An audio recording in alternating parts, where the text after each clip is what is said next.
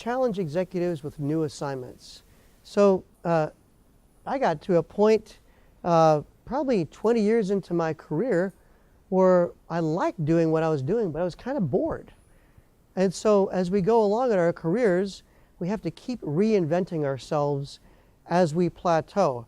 Well, you can either realize that and get in front of that and help your executives do that and give them new assignments, whether it's a product launch, the launch of a new business unit, something outside their window that they do day to day. What you don't want to have happen is for somebody at the top of the organization to show up day after day, year after year, do the same thing over and over and over and over again.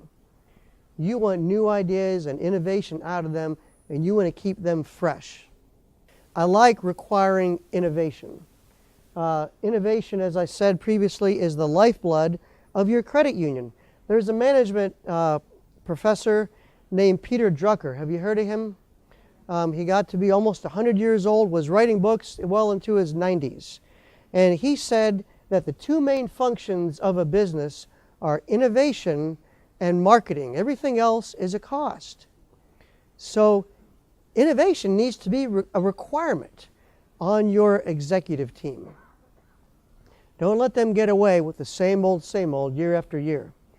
And I like this down here, equipping them to coach and mentor their direct reports.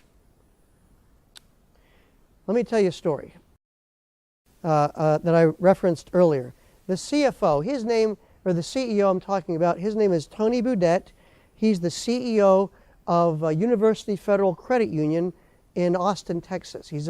We've become friends. He was the CFO. The CEO came to him and said, Tony, I think you've got the capability of becoming a CEO, but you lack people skills. You're so analytical all the time, and you're so numbers oriented, and you're just so focused in on finances. If you just lightened up a little bit and took a broader view of people, I think you could someday become the CEO. And I would like, if you want to, I would like to help you do that. So that CEO mentored Tony for about 5 years until the mentoring CEO retired.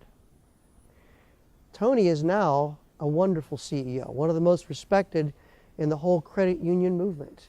And it's all because somebody equipped him and he was coached and mentored.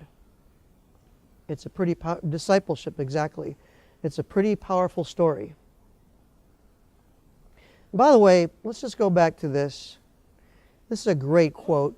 High-performing executives are rewarded, not financially, but in what makes them tick.